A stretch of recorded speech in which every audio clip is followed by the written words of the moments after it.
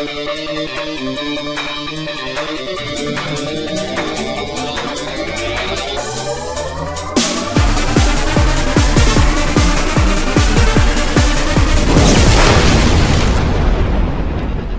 I'm Simon Adebisi and welcome to highlights of the 2012 Formula Sim Racing World Championship. The tight and twisty Hungary ring is the scene for round 7 of the championship, and with a seemingly endless series of corners, this is one of the most difficult tracks on which to overtake, with the rundown into turn 1 one of the only opportunities. This makes qualifying and pit strategy of the utmost importance for the Hungarian Grand Prix, and the drivers will need to negotiate 70 laps of the bumpy and tricky circuit. Defending champion Bono Huis took his 4th pole position in a row, just edging out his main rival Morgan Morand. Jeffrey Rietveld, yet another driver to leave the ATR team, achieved another amazing result for 3rd place on the grid with his new team GT Amiga Racing. Teammate Rasmus Tali also achieved a strong result for 4th ahead of Precision Motorsports reserve driver Jack Keithley. Ash Racing produced 2 WC debutants in the form of Jernij Simonchik and Ville Lepela, with both drivers surprisingly making it into 6th and 7th respectively.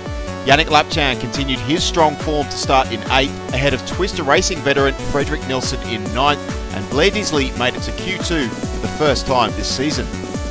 Renault Room was unable to crack the top 10, settling for 11th, as was Patrick de Wit, only able to qualify in 12th.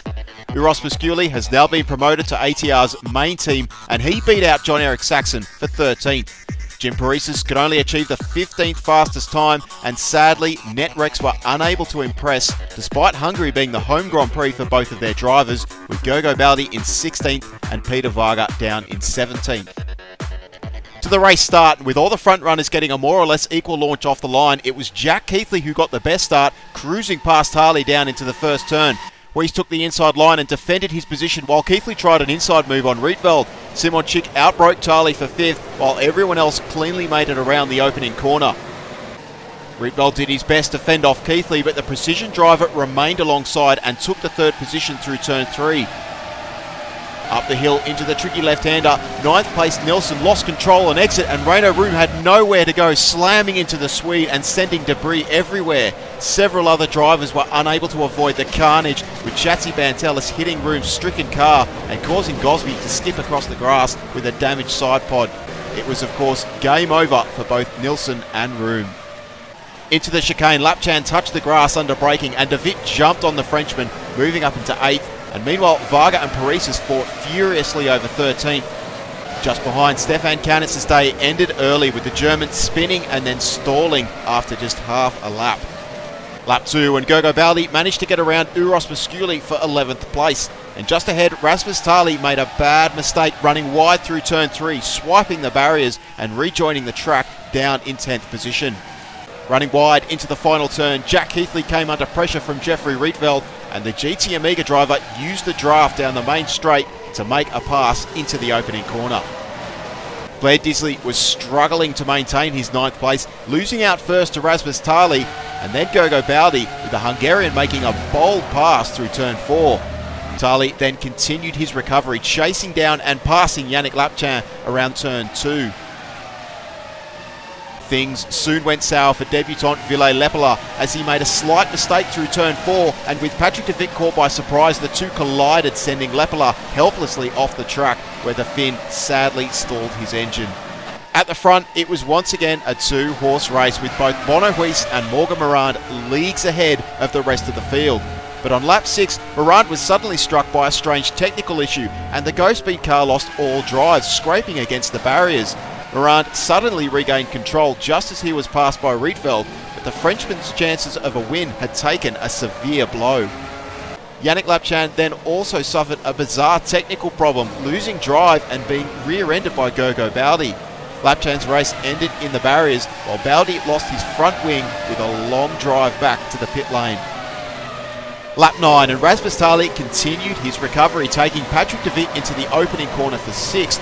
And meanwhile, Peter Varga moved up into 8th, passing Uros Musculi through turn 2. With the Hungary ring producing severe tyre wear, it wasn't a surprise to see many drivers pitting early on in the race. The pit lane became heavily congested on lap 10, with de Wit and Keithley narrowly avoiding a collision. Morgan Moran had crucially jumped ahead of Jeffrey Rietveld to get back into second place, and de Wit lost substantial time repairing damage from his earlier collision with Lepela. Sebastiano Filosa's debut sadly came to an abrupt end when he dropped the car and collided hard with the barriers, prompting the Italian to retire from the race. At the second stint, Bonohuis was leading the Grand Prix comfortably by nearly 10 seconds from Morgan Moran. Rietveld was in third ahead of Keithley in fourth and Simonchik in fifth. Rasmus Tali was now back up into sixth, and Peter Varga's early stop had worked wonders, jumping the Hungarian up into seventh place, with Jim Parisas hot on his heels in eighth. The second set of stops saw Parisas nearly stall his engine, and further ahead, Rasmus Tali put in the fast laps when it counted, managing to just beat Simonchik out of pit lane to take over fifth place. With drivers varying from 4 to 6 stop strategies, the true race order became rather muddled. Patrick de Wit was in a virtual ninth position, struggling with damage sustained earlier as he desperately fended off Martin Gosby. However, a small mistake from Gosby allowed Mohamed Patel alongside, and the Twister driver made a daring pass around the outside of turn 4 to take 10th position. Blair Disley was just behind in 12th, with Uros Musculi in 13th. At the front, things were equally complicated. While Bonohuis was 6 stopping, Morgan Moran was only 5 stopping, and as the two alternated the race lead, it was completely unclear who would eventuate in the top spot. Jeffrey Rietveld had managed to pull out a gap for a comfortable third position, and Jack Keithley was still running in fourth, just ahead of Rasmus Tali and Jernij Simonchik. But it all came undone for the Precision Reserve driver on lap 37 when Keithley touched the grass into turn 8 and the Englishman span off the track, beaching his car in the gravel trap. Meanwhile, in the battle for what was now 6th, Jim Parisas managed to leap ahead of Peter Varga, beating the Hungarian out of pit lane. However, with traffic in the form of Musculi and Disley, Parisas was able to increase his lead, quickly disposing of Musculi, while Varga was held up after a failed passing attempt into the chicane. With Parisas disappearing into the distance ahead, Varga then made a terminal mistake, losing traction out of turn 11 and crunching his front end into the barriers. Now up into 7th, Patrick de Wit looked like he was in a strong position, but with his damaged car, the McCore engine suddenly started to struggle, and on lap 56, it finally gave up the ghost, ending de Wit's race on the sidelines. Martin Gosby then managed to leap back ahead of Mohamed Patel to take what was now effectively 7th place. However, it wasn't until the final stops had been made that the true order began to emerge. Musculi's 4-stop strategy had worked, jumping the Italian up into 7th ahead of both Gosby and Patel. Despite carrying damage from the first lap incident, John-Eric Saxon was now in 10th, chasing down and gaining on Patel, and with just 3 laps to go, disaster struck the Twister Racing team, with Mohamed Patel's rear left brake failing, causing the Briton to drop back behind both Saxon and eventually Blair Disley. Back at the front, and as Bonohuis emerged from his final stop, he had Morgan Moran directly in his sights, and with 9 laps still remaining, it was clear that there would be a fight for the race win. As Huis edged ever closer, it was clear who had the faster car. On lap 65, Huis got a great drive out of the final turn, and Moran darted to the inside, forcing Huis to attempt an outside pass. As the two went into the corner together, Moran drove his natural line around the corner, forcing Huis off the track.